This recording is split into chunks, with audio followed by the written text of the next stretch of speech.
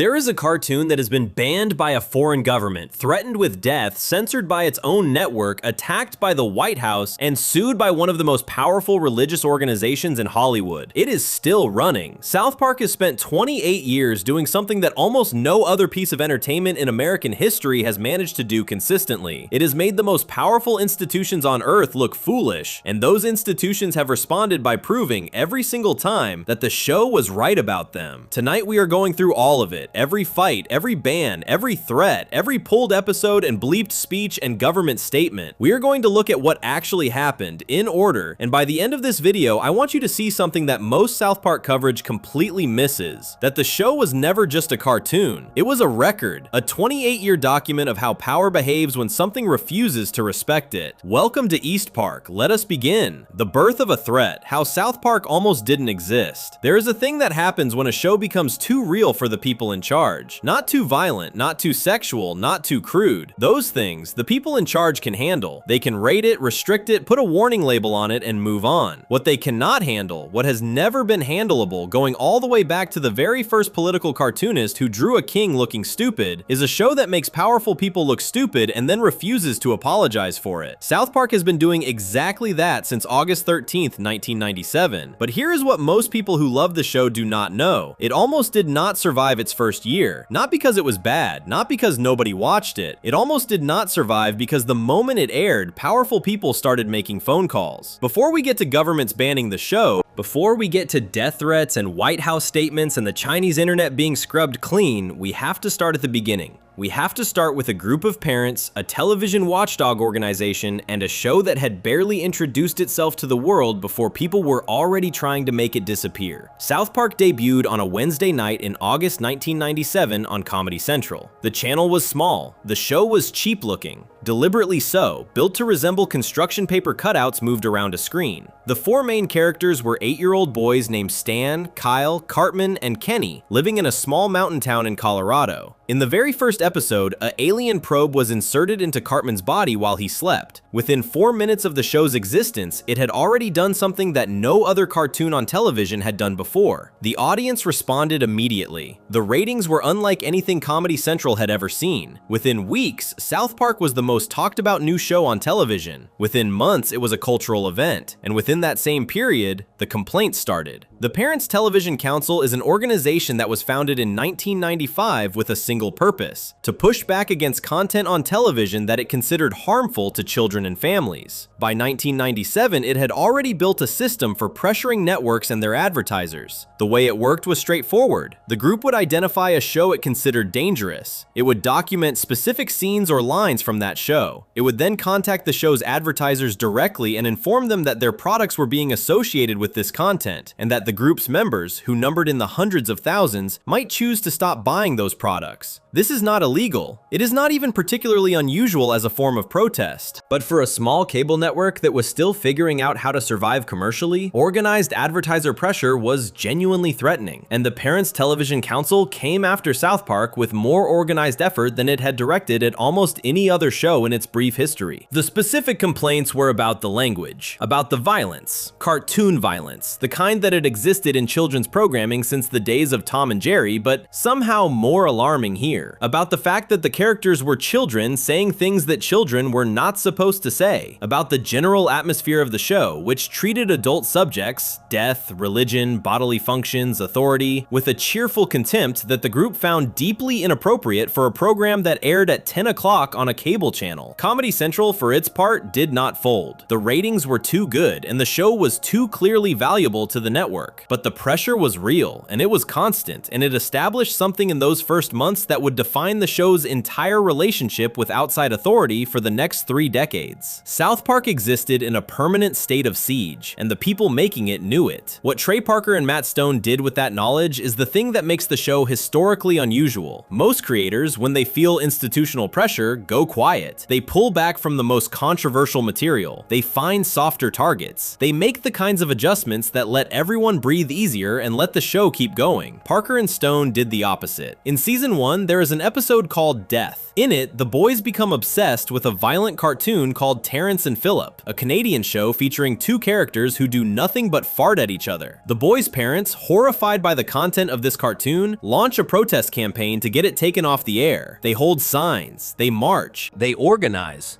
They are completely convinced that they are doing something important and morally correct. The episode aired while real protests against South Park were happening in the real world. The parents in the show are not subtle stand-ins. They are the Parents Television Council. They are every organized group that had spent the previous months calling Comedy Central's advertisers and demanding the show be canceled. And the episode does not depict them as monsters or villains. It depicts them as people so focused on the thing they are trying to stop that they completely lose sight of everything around them. The protest against the cartoon almost causes a war with Canada. The children, watching the adults spiral into chaos over a television show, are bewildered. The show had taken its own critics and turned them into a season 1 episode, without naming names, without breaking any rules, using nothing but the show itself as the weapon. This would become the signature move of South Park across its entire run. When something tried to stop the show made that thing into content. When a network censored them, the censorship became the episode. When a government banned them, the ban became a punchline. When the White House attacked them, the attack became proof that the show was working. But in 1997, none of that history existed yet. In 1997, there was just a small cable show about foul-mouthed kids in Colorado, a group of angry parents who wanted it gone, and two young creators in their late 20s who had just discovered what it felt like to have real enemies. Parker was 27 years old when South Park premiered. Stone was 26. They had met at the University of Colorado. They had made a short animated film called The Spirit of Christmas in 1995. A brutally crude Christmas cartoon featuring Jesus and Santa Claus in a fight to the death, which had been passed around Hollywood on VHS tapes and eventually found its way to Comedy Central executive Brian Graydon, who commissioned a second version of the film as a video Christmas card. That second film spread even further. Comedy Central offered Parker and Stone a show. They had no real television experience. They had no writer's room. They were figuring out how to make an animated series in real time, producing episodes on a faster schedule than almost any other show on television. And from the very first week, they were under attack. The speed of production, it turned out, was one of their most important weapons. Most television shows take months to produce a single episode. South Park could produce an episode in about a week, sometimes faster. This meant that when something happened in the real world, a political event, a news story, a controversy directed at the show itself, Parker and Stone could respond to it almost immediately, while the moment was still alive in people's minds. No other show could do this. No other show was built to do this. The Parents Television Council never stopped targeting the show. Over the following years, it would issue report after report identifying South Park as among the most harmful shows on television. It would track specific episodes and compile lists of objectionable content. It would continue its advertiser campaigns. The show responded by making the Parents Television Council irrelevant, not by fighting it directly, by simply refusing to be the kind of show that needed its approval. Every attempt to pressure the show into becoming something safer and quieter produced the opposite result. The show became louder, more pointed, more willing to go directly at the thing that was trying to stop it. By the time season 2 arrived in 1998, South Park had already done something that would take most shows a decade to achieve. It had turned its enemies into a structural part of what it was. The show was not just a comedy about kids in Colorado. It was a comedy about what happens when people in power try to control what other people can say and think, and how completely and embarrassingly those attempts tend to fail. The Parents Television Council gave the show that, unintentionally, without meaning to. By coming after it in those first months when it was still finding its footing, the group handed Parker and Stone the clearest possible example of exactly the kind of behavior they had already been planning to satirize. And this is the thing that is easy to miss about the birth of South Park. The thing that the history of the show makes obvious in retrospect. The opposition did not shape the show by pushing it towards some dark or dangerous place. The opposition shaped the show by giving it a target that never went away. Every government, every network executive, every religious organization, every political administration that came after and tried to silence or punish or restrict the show was just a bigger, louder version of the Parents Television Council in 1997. And the show ate every single one of them. The pattern was set in year 1. Everything that came later, the MPAA war, the Scientology conflict, the Muhammad death threats, riots, the Chinese government scrubbing the show from the internet, the White House issuing a formal statement about a cartoon, was just the same pattern repeating at larger and larger scales. A group of parents in 1997 thought they were going to get a cable cartoon canceled. Instead, they gave it a spine. Before we move on, if you're enjoying this analysis, please consider subscribing. It helps the channel tremendously. And if a group of organized parents applying advertiser pressure was the first test, the next one was considerably bigger. By 1999, Parker and Stone were no longer fighting a television watchdog group.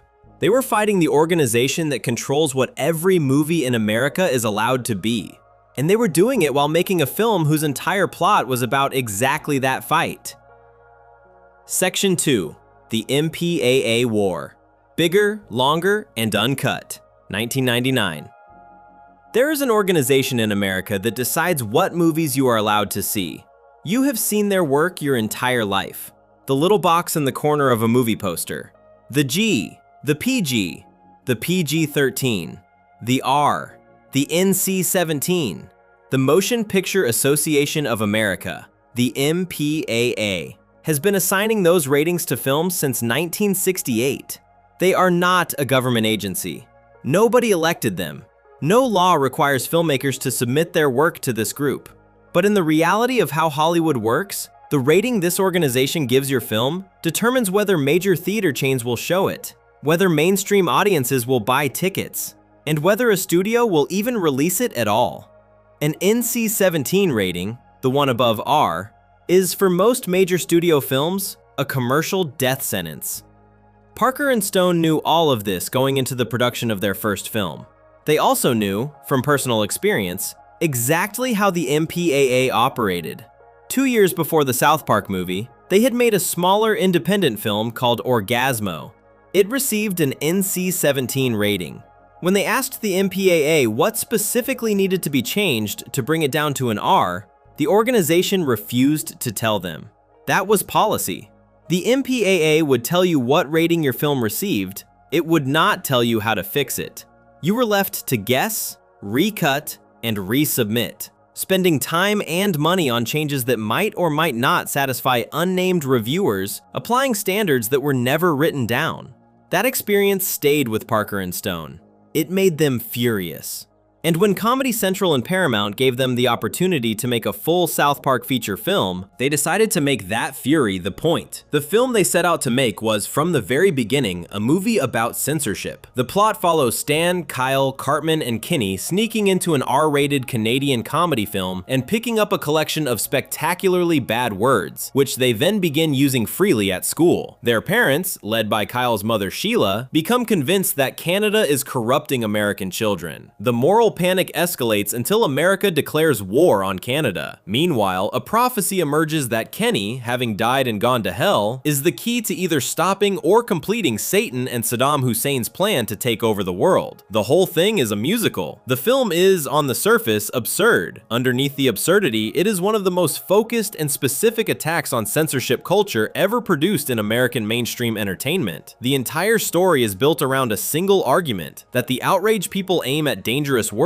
is wildly out of proportion, that it causes more harm than the words themselves, and that the institutions responsible for deciding what is and is not acceptable are hypocritical, arbitrary, and primarily concerned with protecting themselves rather than protecting anyone else. Parker and Stone did not just make this argument in the film, they performed it in the making of the film. Every battle they had with the MPAA during production became material. Every absurd ruling, every contradictory note, every instance of the ratings board caring about a profane word while ignoring on-screen violence. All of it fed directly back into the script. The original title of the film was South Park: All Hell Breaks Loose. The MPAA rejected the title. Their stated reason was that the word hell was inappropriate for a wide-release film title. Parker and Stone replaced the title with South Park: Bigger, Longer, and Uncut. The new title is a sexual reference so obvious that a middle school student would recognize it immediately. The MPAA approved it without a single comment. content. That story is not a footnote. It is the thesis of the entire film in one anecdote. The organization responsible for protecting American audiences from harmful content could not identify a sexual joke in a movie title, but drew a hard line at the word hell. From there, the war only escalated. The film was screened for the MPAA 6 separate times during production. After the first screening, it came back NC-17. After the second screening, NC-17. Third, fourth, fifth, NC-17 every time. The board was particularly focused on the language. The film contains a significant amount of profanity, which was entirely intentional. Parker and Stone received specific notes from the MPAA about what was driving the NC-17 rating. One note objected to a line where a character said, "God is fucking me up the ass." When Parker and Stone changed the line to "God is the biggest bish of them all," the board found the new version acceptable. The original line, NC-17. The replacement line, which is expressing the same feeling about God in only marginally less direct terms, fine for an R-rated audience. Another note objected to a reference to a specific physical act. When Parker and Stone removed the description of the act and simply left in the word for it, just the single word with no description, the board found that acceptable too. This was the pattern. The specific words and images the MPAA objected to were often replaced with things that communicated the exact same idea in slightly different packaging. The rating changed. The content, in any meaningful sense, did not. Parker and Stone kept going. They had been told at some point during the back and forth that if the film contained more than 400 uses of profanity, it would automatically receive an NC-17 regardless of anything else. So they counted. They used 399, one fewer than the line. The film currently holds a Guinness World Record for the most profanity in an animated movie. 399 instances of foul language, including 139 uses of a specific word, 128 offensive gestures, and 221 acts of violence. The violence is important to note here. The MPAA, throughout this entire process, had virtually nothing to say about the violence. A character is electrocuted. Characters are shot. There is a bloody surgery sequence involving Kenny. People are blown up. The board reviewed all of this and did not flag it. Matt Stone described this directly. They didn't blink twice because of the violence. When Parker and Stone pointed out during one session that a scene where soldiers were being shot dead had received no notes but a particular use of a profane word had triggered an NC-17, the MPAA representative confirmed that their concern was with the words, not the bullets. This contradiction, that depicted violence is more acceptable to American censors than spoken language, is not incidental to the film. It is the film. The movie's most pointed song is a showstopper number where Kyle's mother and the other parents celebrate the war against Canada while declaring that the real danger to children is hearing bad words. The joke lands because the reality it is based on is real. Now we get to the moment that Parker and Stone have described as the clearest proof of how the MPAA actually works. The sixth and final screening occurred 2 weeks before the film's scheduled release date of June 30th, 1999. The film came back NC-17. A marketing person from Paramount called Parker and Stone and told them the studio needed an R rating. Parker and Stone called their producer Scott Rudin and, in Stone's words, freaked out on him. Rudin called Paramount and freaked out on them. Paramount called the MPAA and freaked out on them. The next day, the film was rated R. Not one frame had changed. The film that received an R rating on that final day was literally frame for frame the same film that had received an NC-17 the day before. Stone confirmed this publicly and explicitly. Trey Parker described what happened as Paramount Pictures basically telling the MPAA to make this an R, and the MPAA saying, "Oh, okay, this is worth sitting with for a moment." The organization that exists to protect American audiences from harmful content, the organization that had sent the film back 5 times over months of back and forth and detailed notes, changed its ruling overnight because a studio made a phone call. Parker and Stone had documented everything. Stone told a reporter at the time that they could not be taken to court for saying so because it was simply true. The film was released on June 30th, 1999. It opened at number 3 at the box office, behind a Will Smith movie and a Tom Hanks movie. On a budget of $21 million,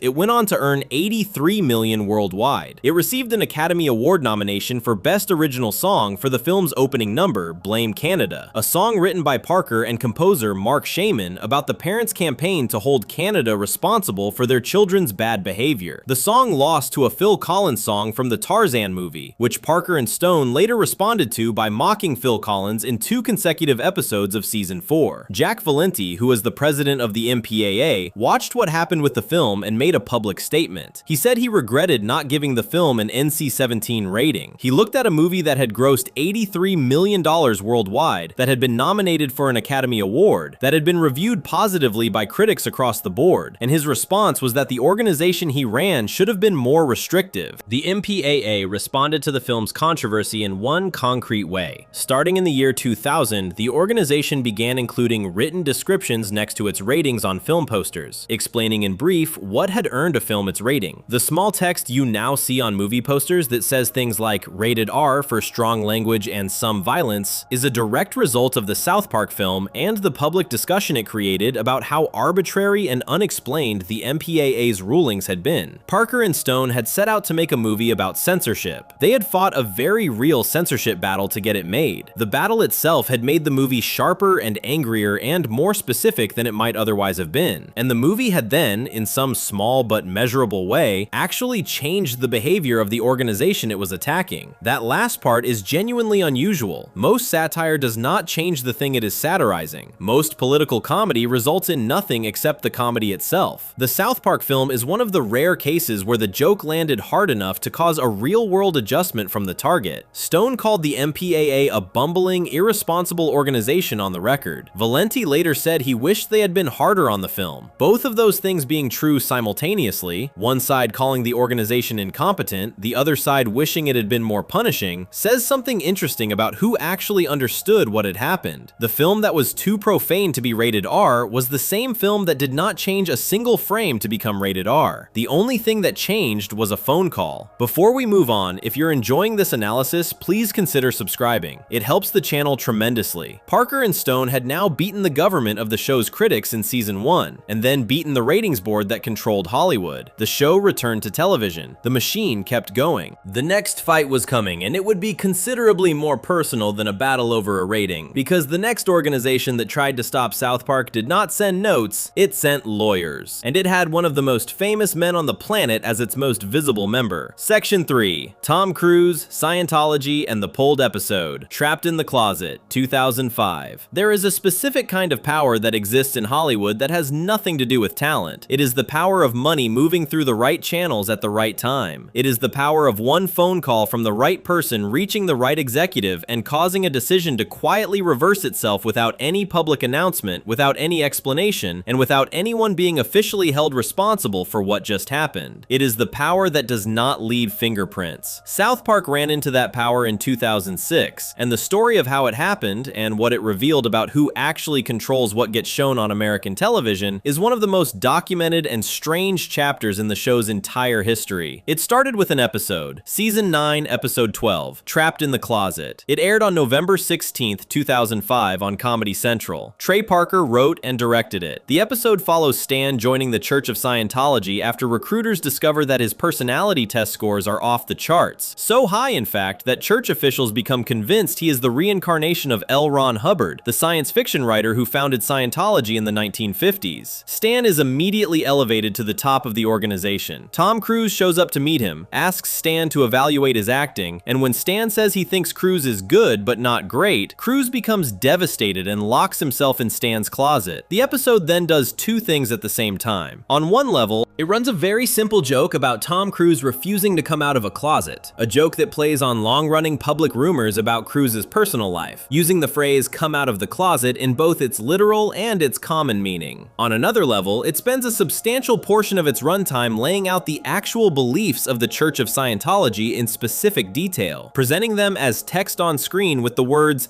"This is what Scientologists actually believe," above them. The text described a story involving a galactic ruler named Xenu, the mass murder of billions of people, their souls being collected and brought to Earth, and a series of events set in motion 75 million years ago that Scientologists believe are connected to the psychological struggles of modern humans. This is not a parody invented for the episode. This is, according to multiple documented sources, including former Scientologists and court records, the content of teachings that the Church of Scientology delivers to members who have reached a certain level of advancement within the organization. The show presented it completely straight without exaggeration and simply let the audience react to it. Matt Stone later explained why they chose Scientology as a target. He said that people in Hollywood were scared of the organization because they would simply sue anyone who criticized them. He said that the decision to make the episode was specifically about poking openly litigious people and seeing where the line was. They picked a fight with us and we just went with it, he said. At the end of the episode, Stan stands in front of a crowd of Scientologists, lawyers, and Tom Cruise and says that Scientology is just a big fat global scam. The show then dares every Scientologist and every lawyer present to sue him. The closing credits of the episode listed every single person involved in making it, writers, animators, producers, everyone, under the names John Smith or Jane Smith. Every credit, the entire list, because Parker and Stone expected to be sued and wanted to make it harder to identify individuals to target. That is not a creative choice made for comedic effect. That is a group of television writers genuinely preparing for legal retaliation from a powerful organization before the episode had even finished airing. The episode was a massive success. It drew strong ratings. It received enormous critical attention. It was nominated for a Primetime Emmy Award for Outstanding Animated Program. Jenna Miscavige Hill, the niece of the Church of Scientology's leader, David Miscavige, has said publicly that she first learned about the Xenu story by watching this episode. She later left the church and became one of its most prominent critics. But the day after the episode aired, November 17, 2005, something was already happening inside the Church of Scientology that the public would not learn about for years. A high-ranking Scientology executive named Mike Rinder wrote an internal memo. Rinder, who was at the time one of the most senior officials in the organization and who has since left the church and become one of its critics, wrote a detailed document outlining the church's response to the episode. The memo described Isaac Hayes, the legendary musician who voiced the character of Chef on South Park and who was himself a practicing Scientologist, as being deeply upset by the episode and planning to quit the show, but wanting to wait long enough that his reasons would not be obvious. The memo also described a strategy for the church to respond to the episode by discrediting the journalist who had consulted with Parker and Stone during its production. Isaac Hayes had been with South Park since season 1. He was one of the most beloved characters on the show. His departure would be a significant event, and according to the timeline Rinder laid out in his memo, that departure was not a spontaneous personal decision. It was coordinated. But wait, because the story of Isaac Hayes leaving South Park is more complicated than that, and the complication matters. In January 2006, about 2 months after the Trapped in the Closet episode aired, Isaac Hayes suffered a stroke. The stroke left him unable to speak properly and unable to make independent decisions about his professional life. He was in genuine medical distress. In March 2006, a public statement was released in Isaac Hayes' name announcing that he was leaving South Park. The statement cited religious intolerance, saying there is a place for satire, but there is a time when satire ends and intolerance and bigotry toward religious beliefs begins. The language in the statement was notably similar to language in the Church of Scientology's official response to the episode. Years later, Isaac Hayes' son, Isaac Hayes III, addressed this publicly. He said, "My dad did not quit South Park, Scientology did." He explained that after the stroke in January 2006, his father had lost the ability to speak and was in no position to resign under his own knowledge. He said that at that time, everyone around his father, his assistants, the core group of people close to him, were involved in Scientology. He said someone quit South Park on Isaac Hayes' behalf. "We do not know who," he said. Matt Stone confirmed that this is what the South Park team eventually pieced together. "That is totally what happened," Stone said. So the sequence is, South Park airs an episode about Scientology. The Church of Scientology holds an internal meeting the next day about how to respond. A plan is developed. Isaac Hayes, one of the show's central cast members and a practicing Scientologist, suffers a stroke 2 months later and loses the ability to communicate independently. A resignation statement is then released in his name by people affiliated with the church. The statement uses language that mirrors the church's own official talking points. Parker and Stone responded to Hayes' departure with immediate and pointed creativity. They produced an episode called The Return of Chef, which aired just days later. Because Hayes was no longer available to record new lines, they assembled the character's dialogue using clips from old episodes, cutting together existing recordings to create new sentences. The episode's plot involves Chef returning to South Park, having been brainwashed by a cult called the Super Adventure Club. At the end of the episode, Chef is struck by lightning, falls off a bridge, is impaled, catches fire, and is then mauled by both a mountain lion and a grizzly bear. He is then resurrected as a Darth Vader-style villain by the cult. It was not subtle. Parker and Stone were not trying to be subtle. They had just watched a man they had worked with for 9 years apparently have a resignation issued in his name by a religious organization while he lay in a hospital unable to speak for himself. Their response was to give his character the most violent exit in the show's history and frame it as a story about brainwashing. Now to the part of this story that is both the most documented and the most quietly damning. The episode Trapped in the Closet was scheduled to be rebroadcast on Comedy Central on March 15th, 2006. This was a normal part of how the network operated. Popular episodes ran again a few weeks after their initial airing. The rebroadcast was also timed, not entirely coincidentally, to land around the theatrical release of Mission Impossible 3, Tom Cruise's upcoming film for Paramount Pictures. On the day of the scheduled rebroadcast, it did not air. Comedy Central replaced it without any advance notice, swapping it for an older episode called Chef's Chocolate Salty Balls. The network's official statement said the change had been made as a tribute to Isaac Hayes, following his departure from the show 2 days earlier. The problem with this explanation is the timing. Hayes' departure was announced on March 13th. The rebroadcast was pulled on March 15th. If the network's concern was genuinely to honor Hayes, removing the episode that had caused his departure seems like an odd tribute. Honoring someone by removing the content they objected to is a way of validating the objection, not honoring the person. Multiple reports at the time pointed to a different explanation. Tom Cruise was a Scientologist and a close ally of the church.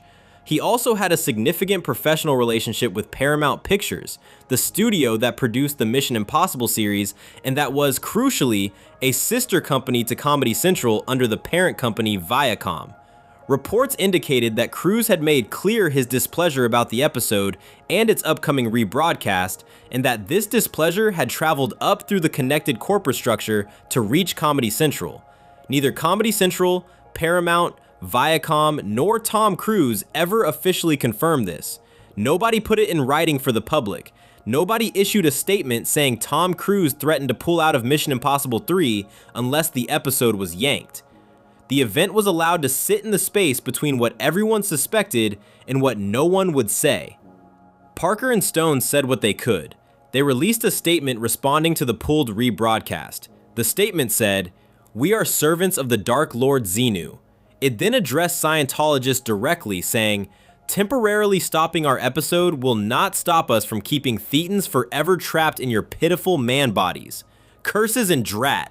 You have obstructed us for now, but your feeble bid to save humanity will fail." This statement, in its own way, was a continuation of the episode's final joke. The episode ended with Stan daring Scientologists to sue him.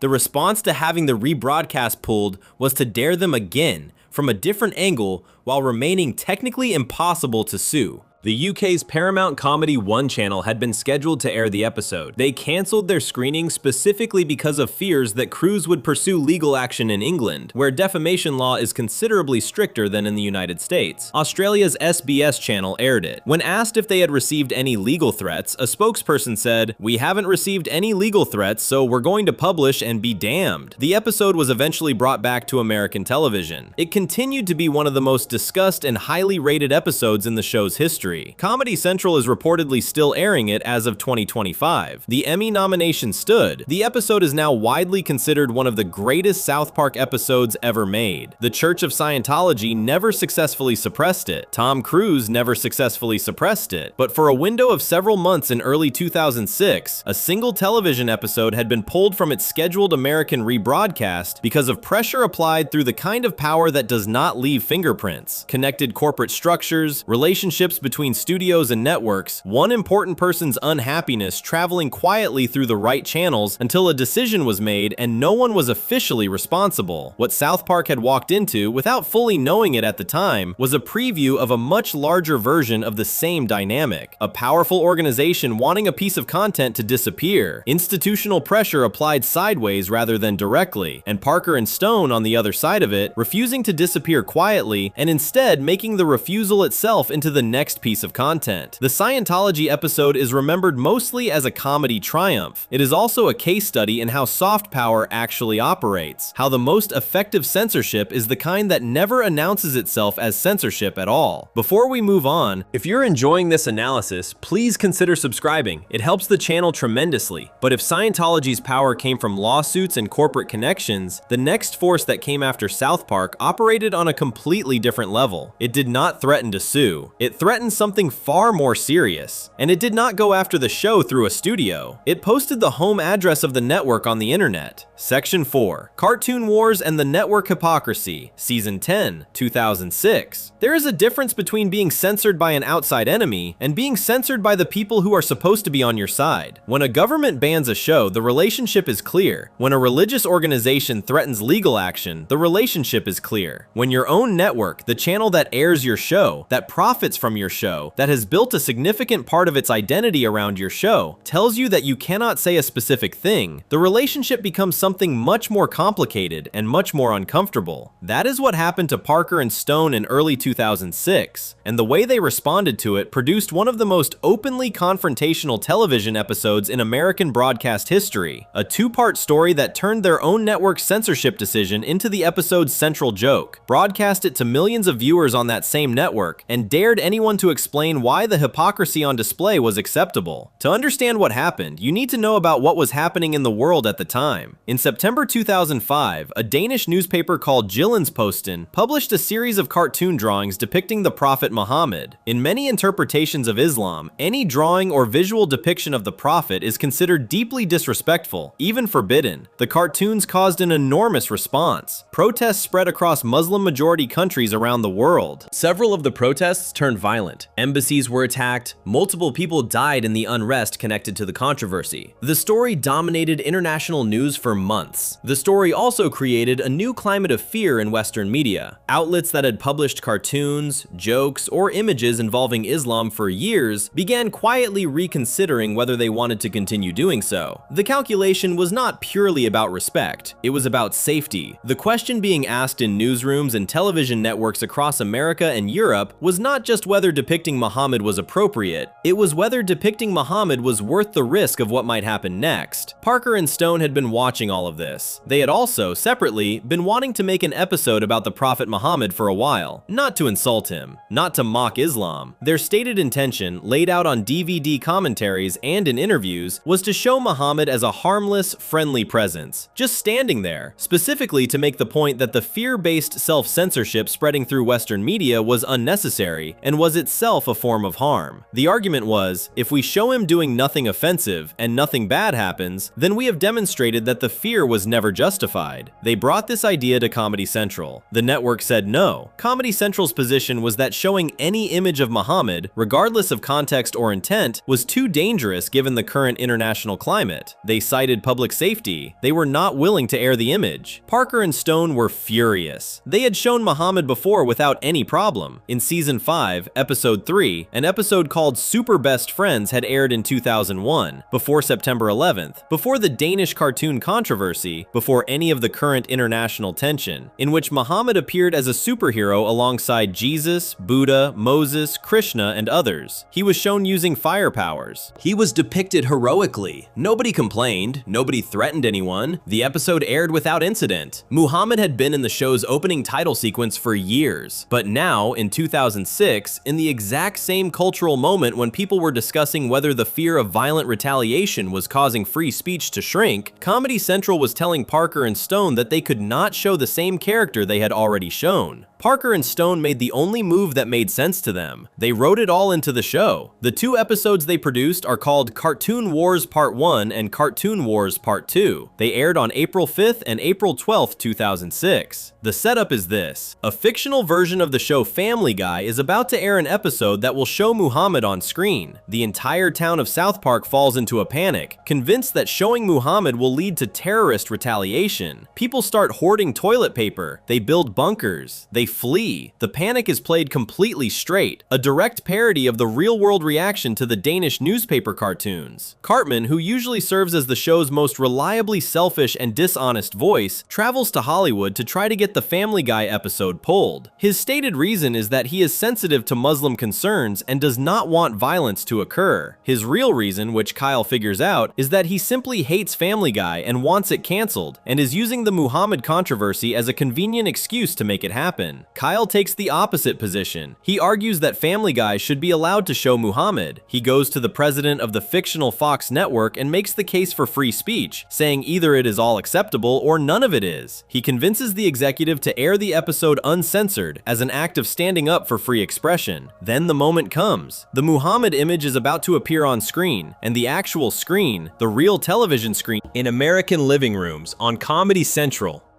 goes black. Text appears. The text reads, Comedy Central has refused to broadcast an image of Muhammad on their network. Not a fictional network in the South Park universe, Comedy Central. The channel airing the episode, naming itself, on screen, acknowledging in the episode itself that it is censoring the episode. It is one of the most direct and openly hostile things a television show has ever done to the network broadcasting it. Parker and Stone had taken their private argument with Comedy Central, the one happening behind closed doors in production meetings, and placed it directly in front of every person watching the show. They had turned their defeat into a public exhibit, and then they kept going. Immediately after the text about Comedy Central's refusal appears, the screen cuts to the retaliation from the terrorist characters in the episode. What the terrorists produce is not an attack, it is a film. The film they screen shows Jesus Christ urinating on President George W. Bush and on the American flag. The contrast is the entire argument. Comedy Central would not show a harmless, stationary image of Muhammad because of what might happen. Comedy Central was, at that same moment, perfectly happy to show Jesus urinating on the sitting president of the United States and on the national flag. Parker and Stone had not needed to say a single word about the double standard. They had just shown it, side by side, on the same broadcast. Let the audience do the math. The Catholic League's president, a man named William Donahue, who had been one of South Park's most consistent critics over the years, attacked Parker and Stone for the Jesus scene. He called them little whores. He accused them of using the censorship argument as cover for attacking Christianity. Parker and Stone's position was that the Jesus scene was not an attack on Christianity.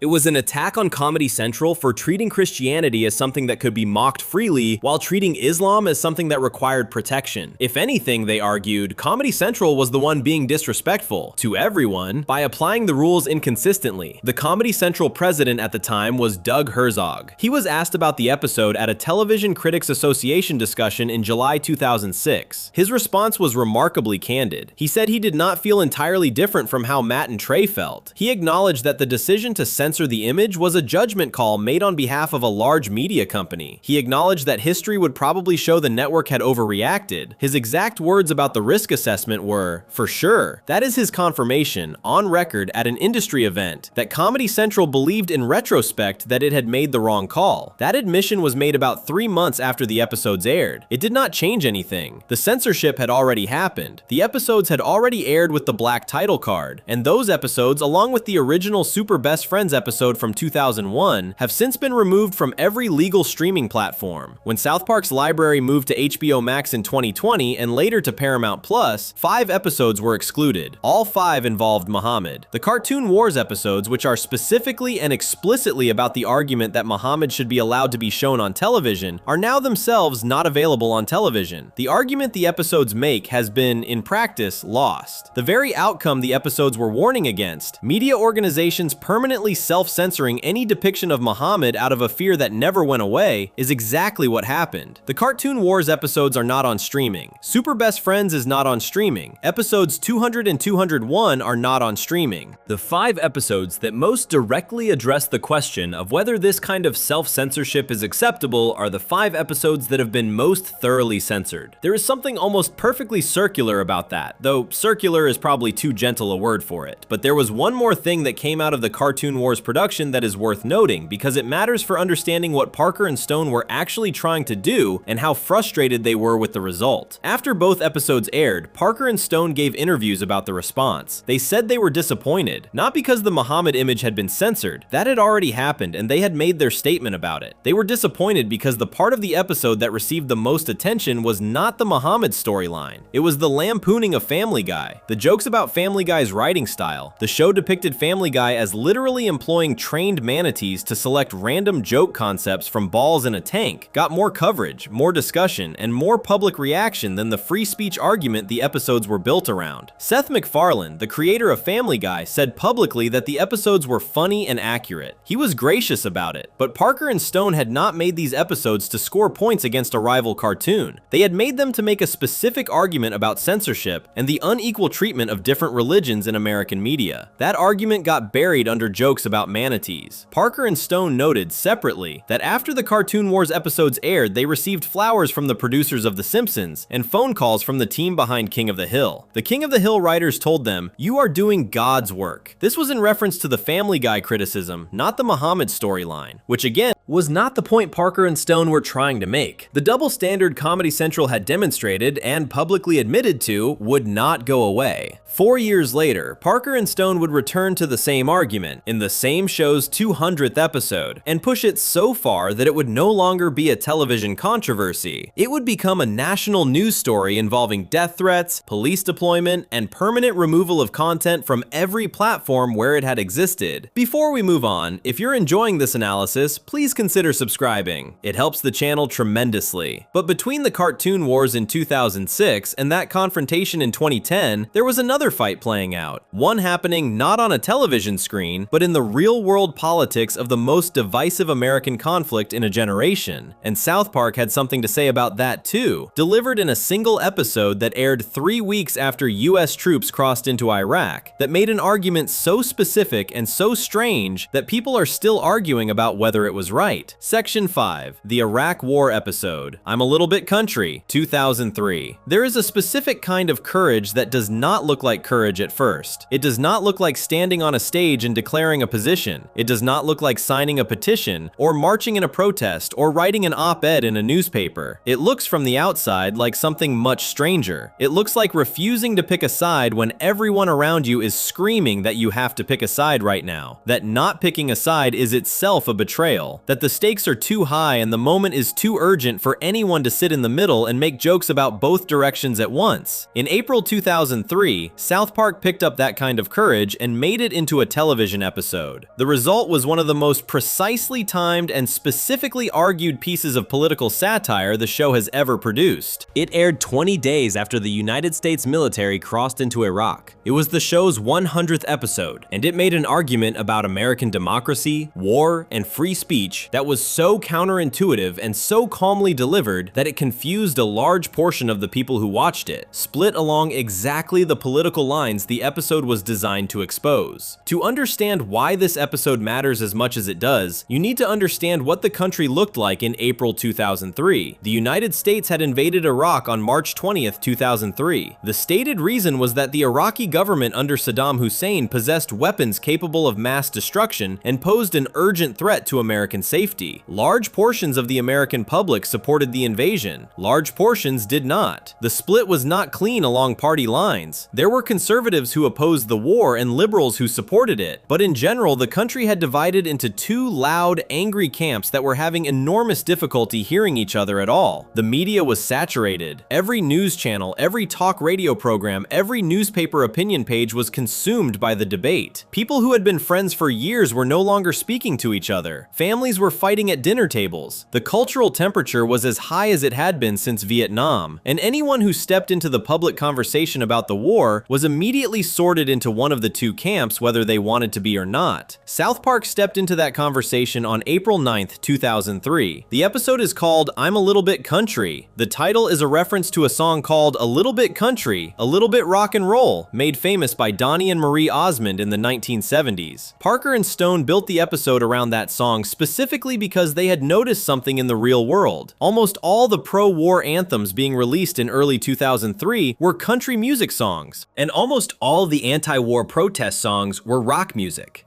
The musical division, they felt, was a perfect map of the cultural division. The episode title tells you the whole argument before the story even starts. The setup is this. The town of South Park becomes divided over the Iraq War. Half the town is pro-war, represented by the kind of flag-waving, country music-loving characters the show has always used to represent a certain strand of American patriotism. The other half is anti-war, represented by the kind of sign-carrying, lecture-giving, environmentally conscious characters the show has always used to represent a certain strand of American progressivism. Both sides hold rallies on the same day in the same place. Both rallies immediately turn into a brawl. Meanwhile, at school, Mr. Garrison gives the boys an assignment to write a report on what the Founding Fathers would think about the current conflict in Iraq.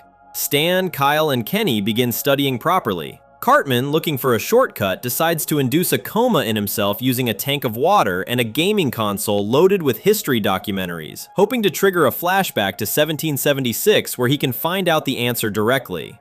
The boys had also been caught in the middle of this. In an early scene, a reporter interviews them outside the school and asks what the Founding Fathers would have thought about the war protests. The boys have no idea who the Founding Fathers even are. They are humiliated on live television. Mr. Garrison, who had never actually taught them anything about American history, punishes them for not knowing, which the show points out is its own kind of hypocrisy. Cartman eventually does fall into a coma and travels back to Philadelphia in 1776.